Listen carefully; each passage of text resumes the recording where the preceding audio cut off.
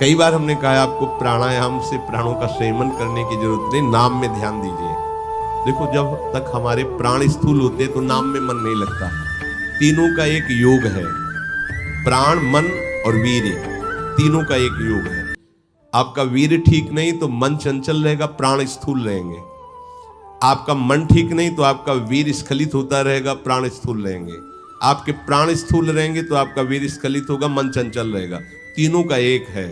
अगर आपका प्राण संयमित, ब्रह्मचर्य ठीक, मन एकाग्र हो जाएगा, देर नहीं लगेगी। तीनों का एक संयोग है। जब उपासक नाम जप में प्रीति करता है तो लोभ जपता है नाम का। आराम से बैठे राधा राधा राधा पुराना प्राणायाम, नाक फुसफुस करने की जरूरत थोड़ी, ऊपर चढ़ा के लेकर फिर राधा राधा राधा राधा राधा। इससे प्राण सूक्ष्म होते हैं। और जैसे ही आपकी प्राणवायु लंबी खिंचेगी तो मन को भागने का अवसर नहीं होता। देख लेना, ये सब अभ्यास की बातें हैं। मन नहीं भागेगा। मन कब भागता है? राधा राधा राधा फुस फस। बहुत प्राण स्थूल हो गए, श्वास लेने का समय बहुत कम है। वैसे देखो लोग पास बैठते हैं, आवाज आती है, ये स्थूल प्राणों का लक्षण होता है। ऐसे मैदा या आटा ऐसे लगा दो, एक भी नहीं उड़े, तब माना जाएगा कि आपकी प्राणवायु कंट्रोल में हो रही। ऐसे उसमें फर्क नहीं पड़ना चाहिए, वो हिलना नहीं चाहिए कण। इसका मतलब प्राणवायु आपकी सूक्ष्म हो रही, बिना प्राणायाम के भी हो जाएगी। सहज में हमने आपको प्राणायाम बताए हैं, पर करता कौन है? मनमानी करने के लिए सब तैयार है, लेकिन गुरुमानी कौन होता है? पक्की अनुभूति के हम प्राणायाम कह रहे हैं। खूब भजन में रुचि हो जाएगी अगर ऐसा करोगे।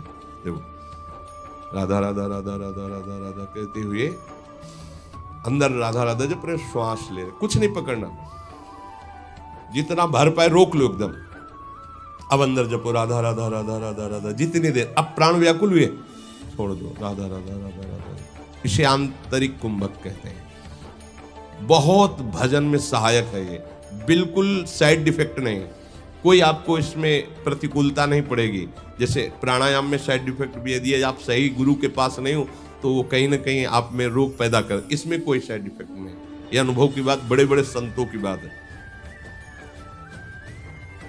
नाम जप करते हुए प्राणवायु भरी, आप स्वस्थ होंगे। आपका देखना शरीर चमकेगा, क्योंकि जब हमारे कितने ऐसे क्षेत्र हैं जिनमें व्यायाम ही नहीं हो पाता उन यंत्रों को, प्राणवायु के द्वारा आंतरिक सबको करना चाहिए। इसके लिए सब साधक सहज में नाम जप करते हुए ऐसे प्राणवायु रोक ली, व्याकुलता भी प्राणवायु निकाल दी। ये एक प्राणायाम। दूसरा निकाल दी, राधा राधा राधा राधा करती एकदम खाली कर दी और रोक दिया, भरा बिल्कुल नहीं।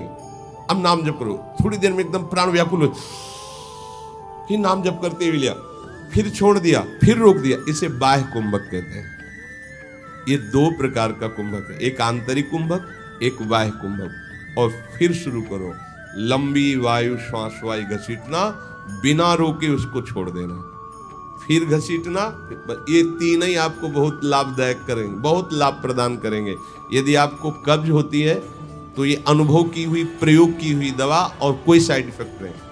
आप छोटी हर 1 चम्मच और 1 चम्मच या 1.5 चम्मच इसबगोल की भूसी दोनों मिला लीजिए कटोरी में, और 250 ग्राम दूध बिना चीनी डाले, और उसमें उससे उसको ले लीजिए। फिर ऊपर कुछ खाइए पिए नहीं, और 10-5 दिन रोज लीजिए। ये ऐसा नहीं कि बार बार सोच कर, वो आपकी आंतों को ठीक करके मल, क्योंकि साधन मार्ग में कब्ज होना ये बहुत हानि का विषय हो। इससे ब्रह्मचर्य की भी हानि होती है, भजन में मन नहीं लगता, प्रमाद स्थिति रहती है।